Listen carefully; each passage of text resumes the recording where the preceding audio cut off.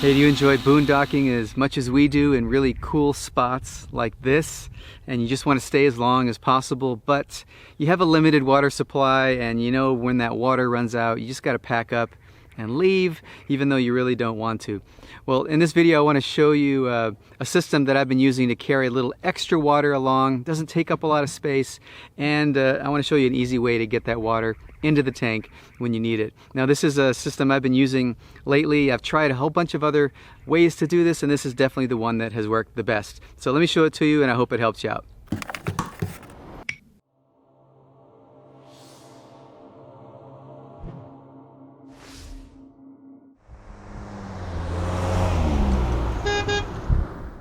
So the first thing I want to talk about is the storage container. You know, how to keep this extra water on hand and how to store it.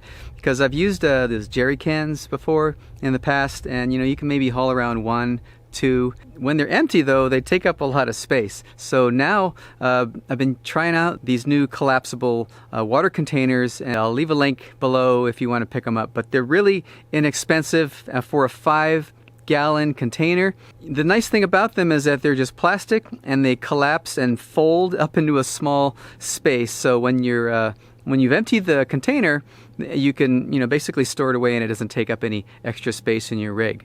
So each of these containers, you can see there's 3 of them here. They hold 5 gallons each. Now I think this is the largest size they have, but they're really durable plastic, and you're not going to puncture them unless you really try to.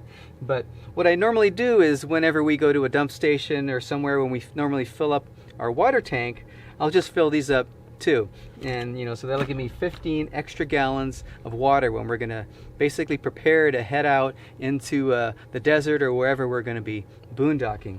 Now, while we're on the road, what I do is I get these and I take them inside and I just store them in our shower, because I found that, you know, within the shower base itself, you know, these 3 fit nicely in that space. And you know, if there is any leaking, if the cap's loose or something, you don't have to worry about it because it's in the shower.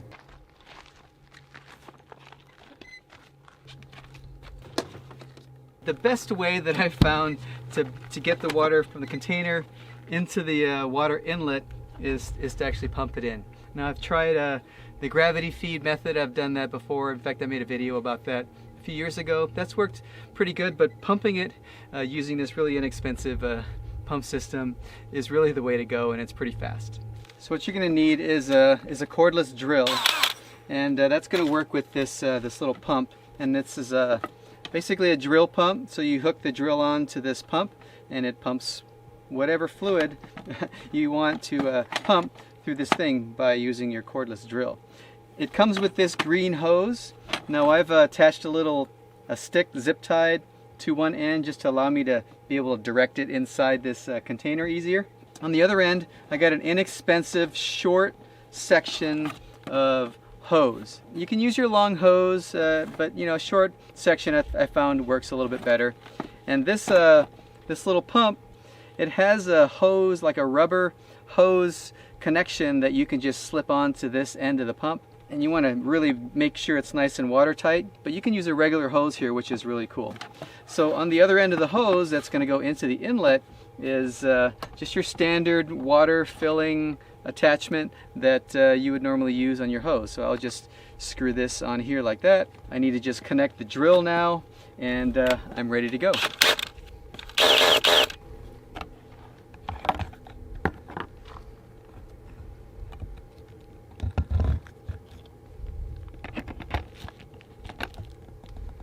Okay, everything's hooked up, so it's basically just sticking the other end in the water tank, and this is where this little rod comes in handy, because I can kind of stick it down, and the hose isn't going to coil up or anything like that.